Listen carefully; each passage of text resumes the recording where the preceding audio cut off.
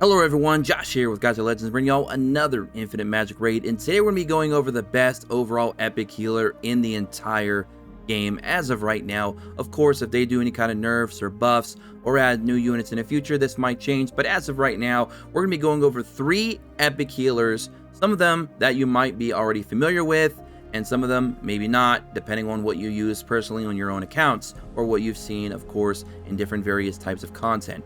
And then when we get through breaking all 3 of those units down, I'm going to give you my personal opinion, what I feel is the best one overall. So definitely stick around. Don't forget to join us in the Discord in the description below, like today's video, and subscribe because it really helps out the channel a bunch.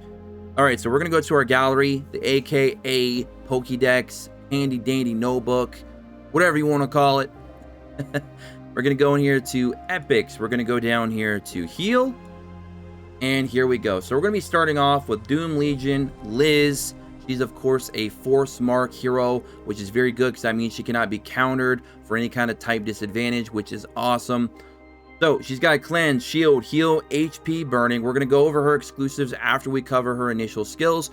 All of these units that we're going to be going over today have the same base stats: 6,500 HP, 750 attack and defense, and 985 speed. Alright, so skill 1 deals 180% attack damage to a single enemy with a 30% chance to inflict 1 layer of HP burning for 2 turns. Unfortunately, she does not get that chance increased through her skill ups. It's just more damage, which is a bit wasted in my opinion. However, if she does get that HP burning off, that is, if you watch my dot video, I kind of went over all the 4 initial dots in the game and how HP burning overall, especially in the mid to end game, becomes the best. So there you guys and gals go. Very nice to have that on your support slash healer unit. Could be very, very good if you get it off. It's some additional damage because she's going to be built with HP anyway. All right. Her fire heal, her active skill, 3-turn cooldown. The heal goes up to 12% if you skill it up. Restores HP by 80% of attack, which is not going to be as big of a deal because obviously we're going to be building her with mostly HP, not really focusing much on her attack, but she will still get some attack just because. And she's going to be healing for, again, 12% of max HP for an ally, and grants them res debuff for 1 turn, which is massive because you're going to be dealing with a lot of debuffs when you're trying to clear like Hell Campaign, for example. They're going to be debuffs galore. So being able to, for that 1 turn, completely have like your DPS unit, for example, completely protected from debuffs is very, very important. So that's very, very nice. Now her passive. Liz restores self HP by 5% of max HP for every 1 debuff inflicted on an enemy. And I do believe that is for your entire team, not just her. Not the heal itself, but being able to inflict the debuff to allow her to get health. So that's very nice. Nice little self-sustain there. And then lastly, her resurrection, her ultimate 4-turn cooldown, restores HP by 10%, which goes up to 13 with skill ups. And I know some of these numbers are very weird. 13%, kind of weird, right? So 13% of max HP for all allies, and cleanses 3 layers. Used to be 5. They recently nerfed her a little bit on her on your dots rather. Meanwhile, grants them a shield by 20% of Liz's max HP for 2 turns. Now, speaking of exclusives, on her exclusive level 2 and 3 on this skill, she also restores the target's HP by 3% of max HP for every 1 layer of dot debuff cleanse, which again, she can cleanse up to 3, so that's an extra 9% heal for those allies.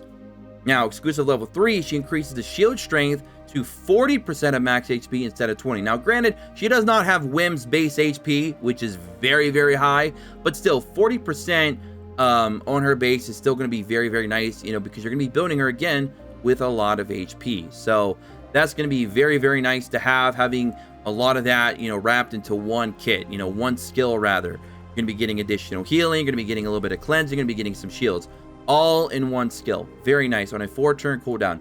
Now on her exclusive level 1, this is where a lot of you probably hate fighting her sometimes, because she will convert burn or HP burning into free HP recovery for herself. And burn and HP burning are probably 2 of the 4 dots available, because as we said in my dot video, burn has the most raw damage and it's very fast and effective. You can work quickly, and HP burning is the best overall for long-term damage on enemies that have very high HP, like bosses. So to be able to utilize either of those 2 in your advantage instead of a disadvantage to yourself is incredible. So her self-sustain ability in this game is top notch.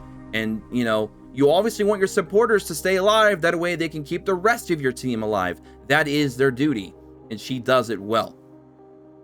All right, moving on. We have Maya.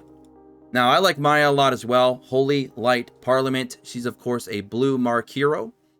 All right, so again, stats are the same. Actually, the defense might vary. I didn't even realize that. Her defense is not 715. It is 650. So a little slight change there. We'll have to see what Magis is. His might be a little bit different too.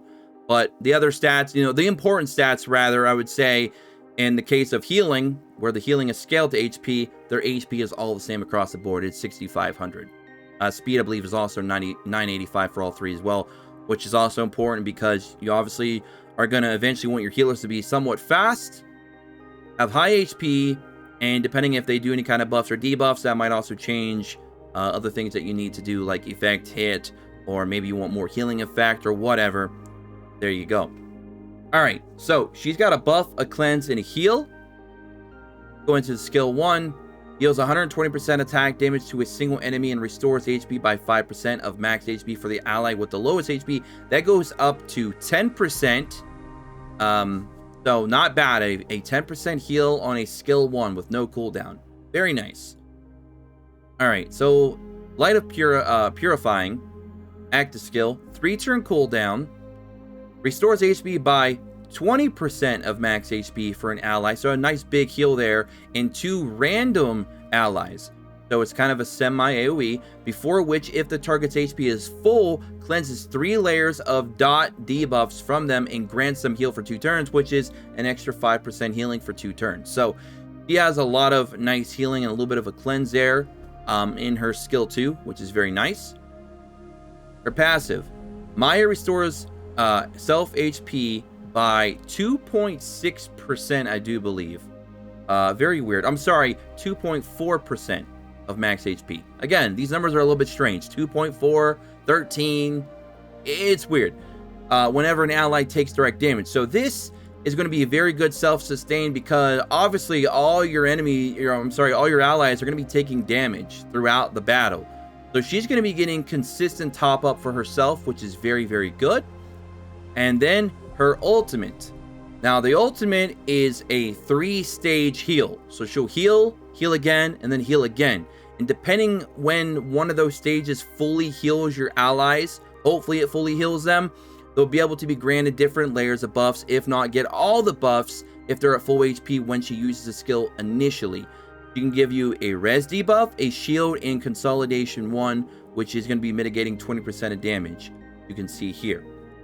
So, Maya loses HP by 35%, which does drop all the way down to 15 when you get her to exclusive level 2. So that is definitely a big change there. You save her 20% HP. And she restores all allies' HP 3 times, each time restoring 8%. So that, of course, that goes up to, again, weird numbers here. But it goes up to 9.5%. Again, I don't know why they have some weird numbers, but it is what it is. So it's 9.5% of HP times 3. So that's a nice, big, beefy heal, which you like to see. So before the first restoration grants a target consolidation, if their HP is at full, the second time around, you're going to be giving them a shield by 15% of max HP. So much smaller shield than a unit like Liz is giving, but she's giving you bigger heals. Before the third restoration, you'll give them res debuff. So this is a res debuff for your entire team if you meet the the requirements for 1 turn. So that's not bad, because if you make her fast enough and she goes first and your team's already fully topped up, she can give your whole team, like at the start of a wave, for example, or at the start of a PvP fight or whatever, res debuff, which means they cannot be debuffed at all. So the only thing you'd have to worry about at that point, obviously, is if they get that buff removed, stolen, etc.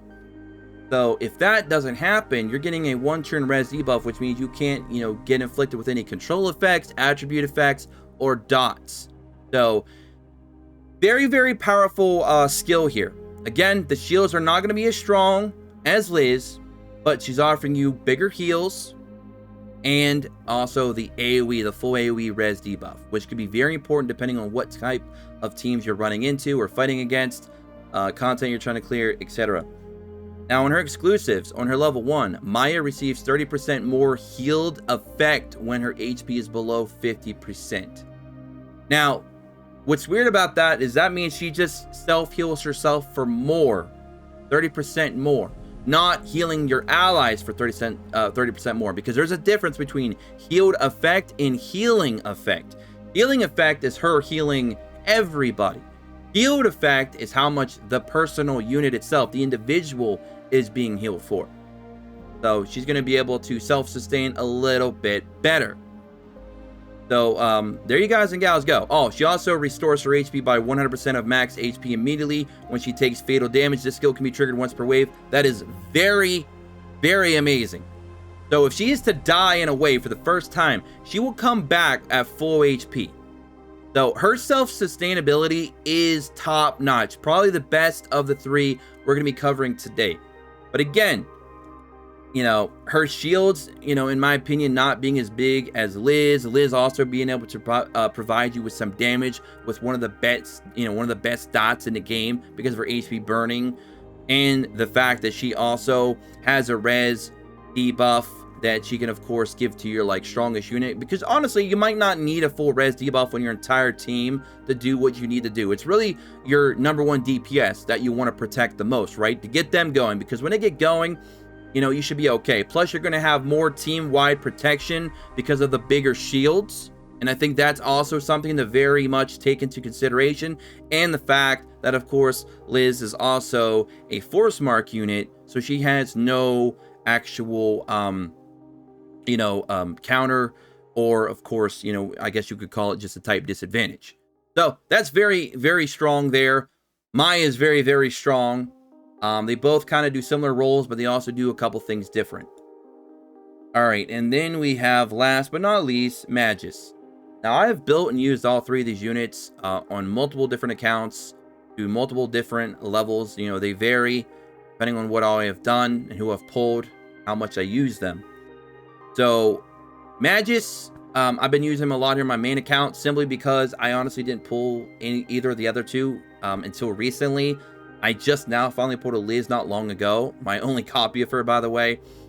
And that kind of gives you a good idea of kind of where we're going here with the rankings here in terms of what I think are the top 2 units of the 3 we're talking about. And then eventually what the top overall one is. So unfortunately, Magis, spoiler alert, comes in at in third here. Still not bad. He's still a solid unit. I just don't think he has enough in the tank to kind of do what the other 2 do.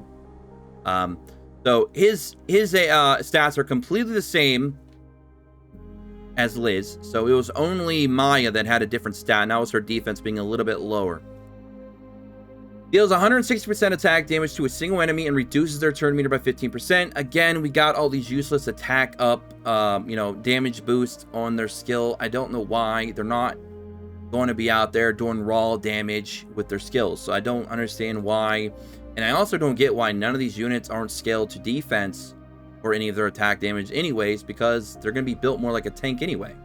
Again, you're not going to be focusing much on attack. And I understand why they did it, because they're trying to, like, limit the unit. They don't want to make them too amazing, I suppose. But it still sucks to see this. Like, you could have at least given him an extra 5% on his turn meter by, 20%, 25%. You couldn't have done that. Come on. Give the guy a bone. Give the guy a break. All right. 3 turn cooldown, Benevolence, restores HP by 7% of max HP for an ally and another 2 random allies, and grants them a layer of heal for 2 turns. So a very, very small heal. Passive. When Magis releases a skill, he has a 100% chance to grant himself a layer of heal. Again, it's only a 5% heal. It's not very good. It's not nearly as good as the healing potential on their passive as the other 2 units that we've already discussed. So he's just getting a little bit screwed here in, survivability for himself. And some of his heals are kind of really lackluster. So a lot of his hit is going to be in his ultimate. Now his ultimate is restores HP by 100% of attack plus, let's see here. 12% of max HP for all allies. So he's got one of the smaller heals of the 3 on his ultimate. If we're not talking about any exclusives, we're going to get to the exclusives right now though.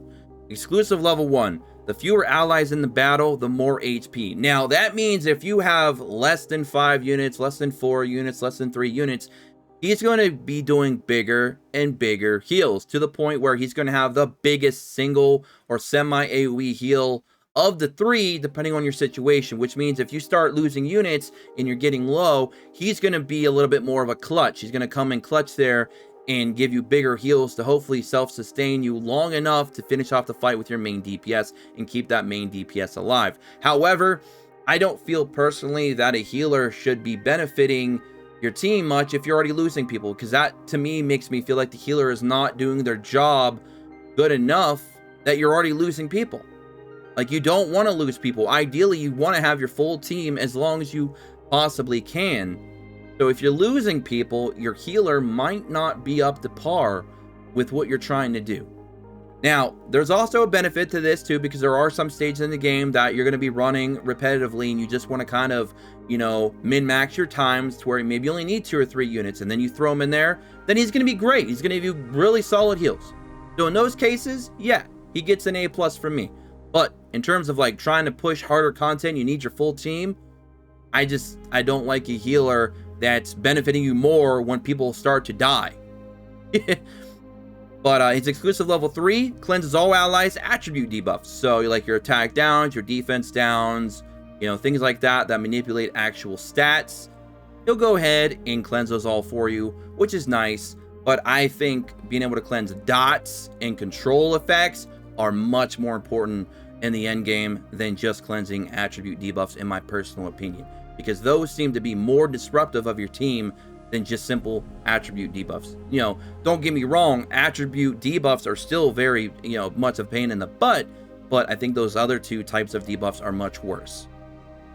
All right, so exclusive level 2 grants Magis 20% extra healing effect. So even with that, I still don't think he's healing up to the potential of the other 2, simply because of what the other 2 are also offering in terms of protection, because he has no shields. So he's already out of 0 in that department. The other 2 units offer you some form of a shield, be it a 15% shield or up to a 40% shield. And that to me is worth, in some cases, more than a heal itself, because you're doing direct mitigation of damage, which means you don't have to rely solely on the heal as much. Magis does not provide that. Now again, if you're running into a situation where you're running under 5 units, 4 units, 3 units, whatever, yes, he will give you big heals. But that's really the only time that he's going to shine, in my opinion, when it comes to all 3 of these units that we've discussed today. So going back, Magis, I'm definitely putting at 3rd of these 3 here. I really love Maya. I really do. I really, my heart wants me to put her at first place, just because I feel like she's offering you a lot in her kit. But I just cannot ignore one of the big factors here, and that is Liz is giving you potentially a 40% meat shield. And if you have used Whim, you know how powerful having a strong shield can be. Now, granted, her shields are not going to be up to par with Whim's, because his base HP is insanely high compared to all these 3 healers. But to be able to have that heal, some cleanse, and the shields all in one skill, and not be able to have any sort of type disadvantage, and also be able to provide you with some actual damage from her skill 1, I just cannot ignore Liz's dominance here. I think that she comes out on top as the best overall healer of the 3, but not by much. I really do like Maya, but Liz just kind of wins out here, because again, you cannot underestimate the power of the shields, because even if you do get debuffed, the enemy, depending on, you know, what the enemy is, you know, some of them do ignore shields. There's not too many out there, but there are a few that will ignore shields, but a lot of them don't. Because now the enemy is going to have to get through your base defense for mitigating damage, and the shields on top of that. And the fact that she can just say nope to 2 of the 4 dots, including 2 of the top 2 dots. You know, burn which we've already discussed in our dot video, and of course HP burning. They're both very powerful dots, and she's just going to say nope to both of them. So she's going to be able to just keep standing tall and keep healing and supporting your team. Now, Maya being able to revive herself between, once per wave is insane to me, but I just feel like that's more of a selfish thing, which it can lead to more heals for your team as well by, her keeping herself alive. But I feel like Liz is providing you the best overall protection. And at the end of the day, that's what healer's job is to protect the rest of your team and keep them alive. And I think between her healing and her big shield, she's doing that to a tremendous level. And she doesn't require any kind of levels of RNG or anything like that for a skill 3 to work. Whereas in Maya's case, you really have to rely on how much health each of those allies have for what buffs they're going to actually receive. So there's that level of uncertainty as well going forward. So again, Liz is number 1 in my book. Let me know in the comment section below who you all feel is your favorite of these 3. Again, this is my personal choice. I love Liz. It's not by much. I do like Maya as well, and I have Magis, of course, unfortunately, in 3rd place. But all 3 are great units, don't get me wrong, but Liz just kind of stands out among the rest as our champion in today's video. So if you guys like videos like this where we break things down and kind of discuss things, definitely go ahead and hit a like. And feed our boy Gio, our little blue dragon mascot here on the channel. Make them all nice and fat before winter. So that's it for me. Don't forget to subscribe, check notifications, join us in the Discord in the description below as always. And I'll catch you guys and gals in the next one. Until then, peace.